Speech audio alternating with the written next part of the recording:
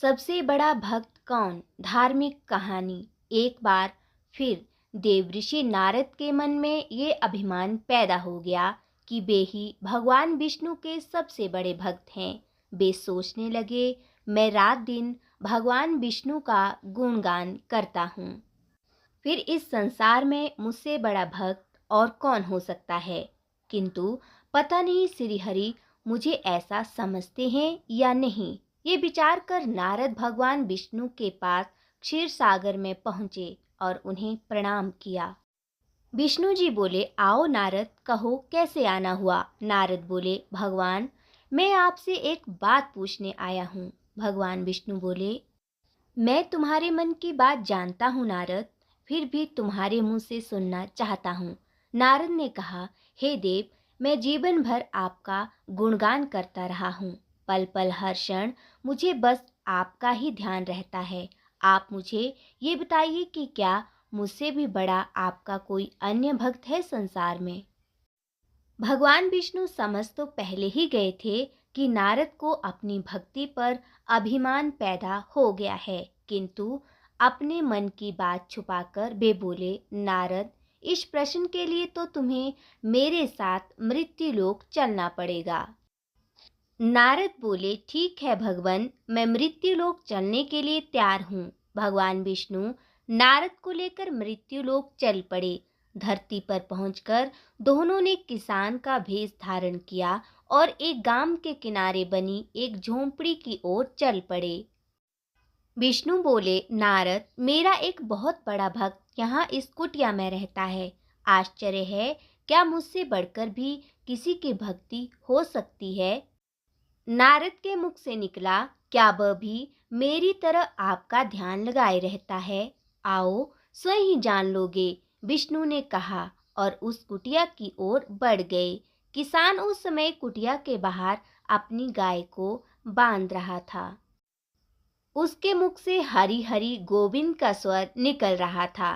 किसान भेषधारी विष्णु ने उसके निकट जाकर नारायण नारायण कहा तो किसान ने विनीत स्वर में पूछा, आप कहाँ से आए हैं भद्र?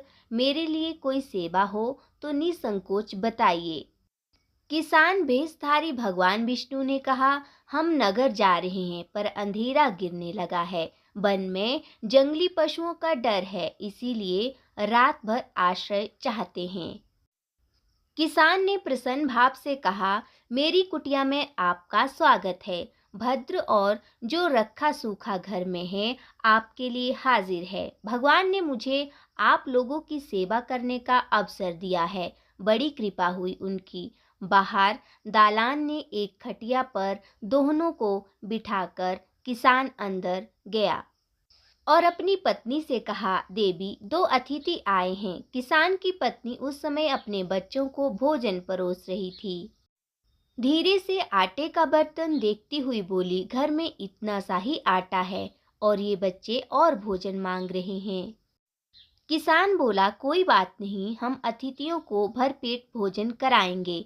तुम बच्चों को आज कांजी बनाकर पिला देना।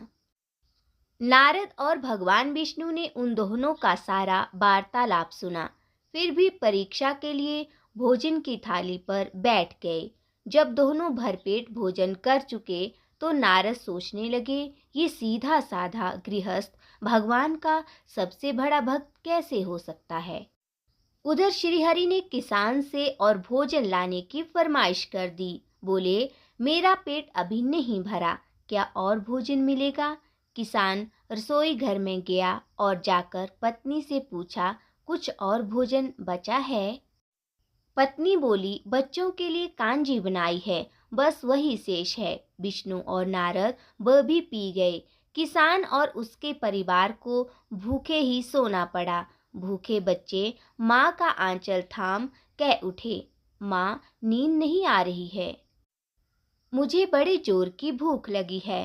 पिताजी ने उन अतिथियों को कांजी भी क्यों पिला दी? किसान ने बच्चे के सर पर हाथ फेरते हुए कहा, अतिथि को भोजन कराना स्वयं विष्णु भगवान को भोग लगाने के समान है। बेटा बाहर आया तो दालान में दोनों अतिथि अलग अलग बिस्तरों पर लेटे हुए थे। भगवान विष्णु ने कहा, तुमने सुना नारद, किसान और उसके परिवार को भोजन नहीं मिला, फिर भी वो मेरा गुणगान कर रहे हैं। ये तो कुछ भी नहीं है। मैंने तो कई कई दिनों तक भूखे रहकर आपका स्मरण किया है।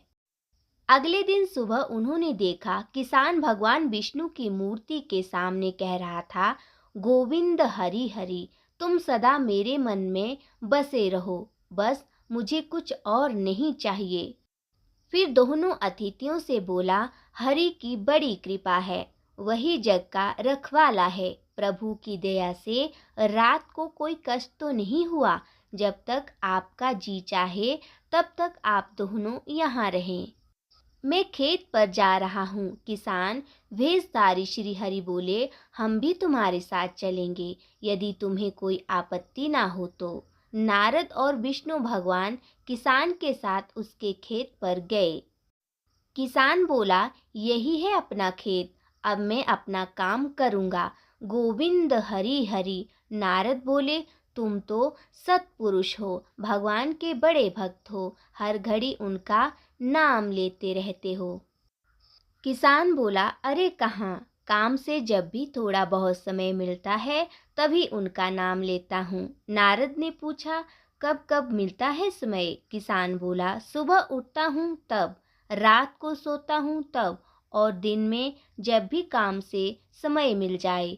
ओह समझा, नारद के मुख से निकला। दोनों जब किसान से विदा लेकर चले तो नारद ने व्यंग्यात्मक स्वर में कहा, आपने सुना भगवान, वह सुबह शाम 2 बार ही आपका स्मरण करता है, जबकि मैं हर्ष में ध्यान करता हूँ, फिर भी आप उसे महान भक्त बताते हैं। नारद की बात सुनकर श्री हरि चुप रहे, किंतु मन ही मन उन्होंने कहा, कारण भी जान जाओगे नारद। विष्णु ने एक कलश को तेल से लबालब भरकर नारद को दे दिया और बोले, नारद, इसे अपने सिर पर रखकर बिना हाथ लगाए सामने वाली पहाड़ी तक ले चलो। ध्यान रहे, इस कलश में रखे तेल की एक भी बूंद जमीन पर ना गिरने पाए। नारद बोले, ये कार्य सहज तो नहीं है। यह कहकर नारद ने कलश सिर पर रख लिया और पहाड़ी की ओर चल दिए। नारद पहाड़ी तक गए और लौट आए।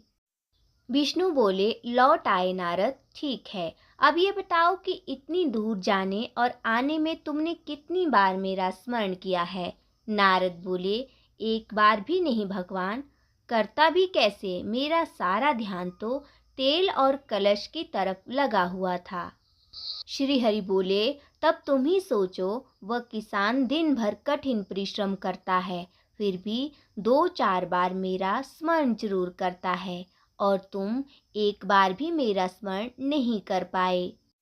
विष्णु की बात सुनकर नारद की आंखें खुल गई।